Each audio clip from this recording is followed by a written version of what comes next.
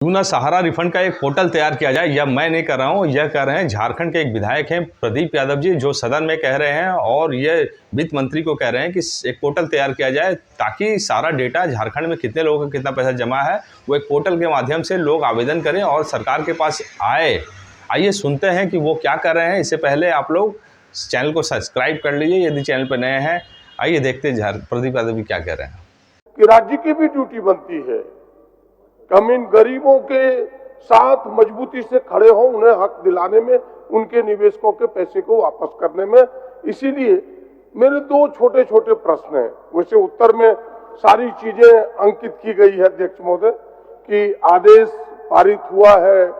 आदेश पारित होने के बाद central registrar of cooperative society के पास पैसे भी जमे हैं, उन्हीं को निवेशकों की सूची जारी करनी है ताकि पैसे की वापसी हो सके। ये सारे काम लंबित पड़े हैं अध्यक्ष महोदय। मैं सरकार से सीधा प्रश्न कर रहा हूं, क्या जो मैंने पहले आग्रह पूर्वक कहा कि राज्य सरकार की भी ड्यूटी बनती है, जिम्मेवारी बनती है, क्या राज्य सरकार एक पोर्टल का निर्माण करेगी?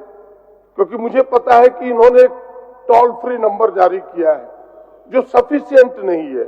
इस प्रश्न के उत्तर में वो अंकित नहीं है, लेकिन मैंने जो जानकारी उपलब्ध की है, जो मुझे पता है, वो तो सरकार बताएगी कि मेरा ज्ञान कितना सही है कितना गलत है। इन्होंने टोल फ्री, लेकिन वो सफिशिएंट नहीं है। सरकार एक पोर्टल बनाए। मेरा आग्रह होगा जिस पोर्टल में यह जो निवेशक है, जिन झारखंड गरीबों ने, निवेशकों ने पैसे को निवेश किया है, वो उसमें अपने नाम को अंकित कर सके अपने पूरे प्रमाण के साथ कि हमने कितना निवेश किया है, ताकि सरकार इन नामों को सूचीबद्ध कर सके।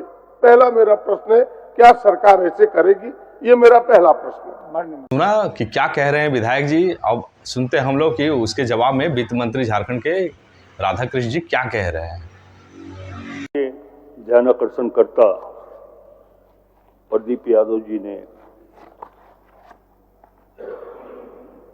ये जानना चाहा है कि निवेशकों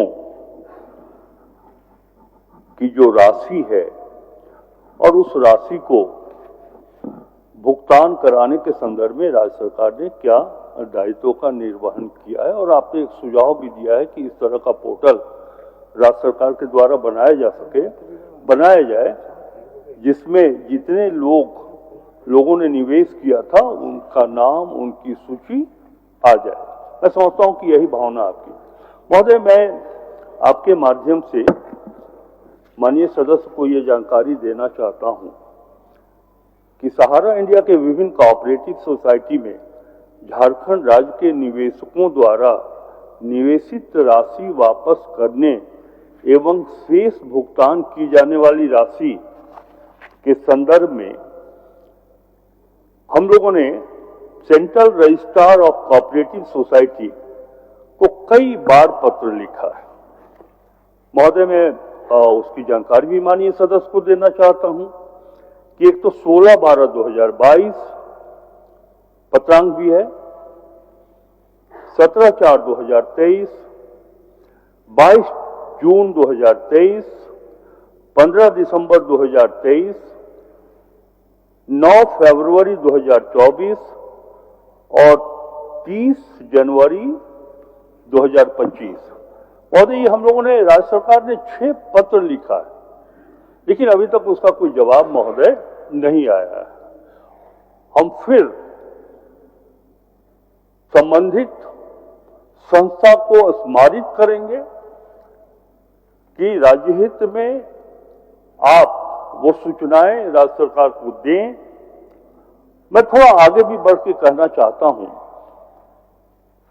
ये बात तो मैंने सोचा है कि जब 6 पत्रों का उत्तर नहीं आया तो क्यों ना हम राज्य सरकार के संबंधित अधिकारी को एक बार व्यक्तिगत रूप से दिल्ली भेजें और central registrar of cooperative society से यह अनुरोध करें कि 6 पत्र हम लोगों ने लिखा है, अभी तक आपका जवाब नहीं आया है, आप बताएं कि आगे की कार्रवाई आपके द्वारा क्या की जा रही है।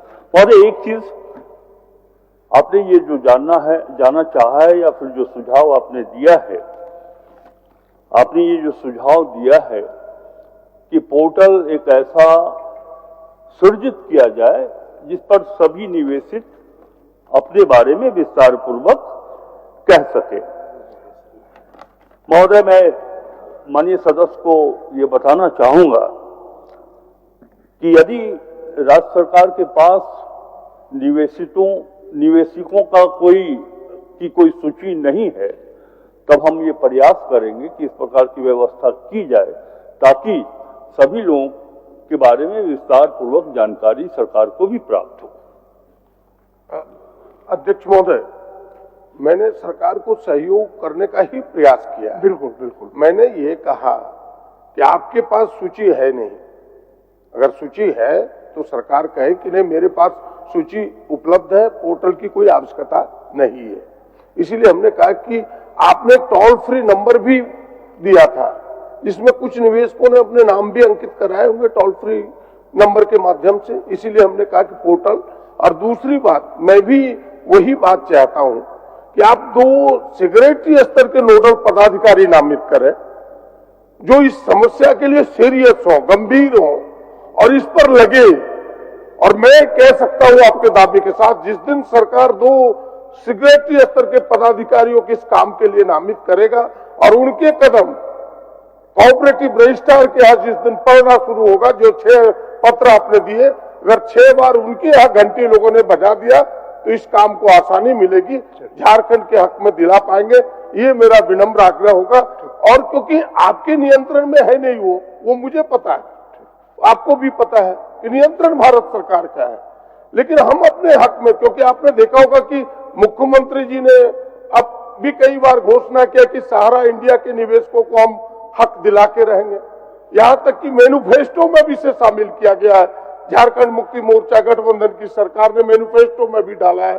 जब ये चीजें डाली है तो हम सबकी ड्यूटी बनती है उसके पक्ष में मजबूती से खड़े हों और प्रयास ऐसे हो जो सार्थक हो, जो दिखे, केवल माने खाना पूर्ति के प्रयास ना हो। इसीलिए हम 2 पदाधिकारी सरकार नामित करे, उत्तर तो दे कि भाई 2 पदाधिकारियों को हम नामित करेंगे और पोर्टल का हम निर्माण करेंगे।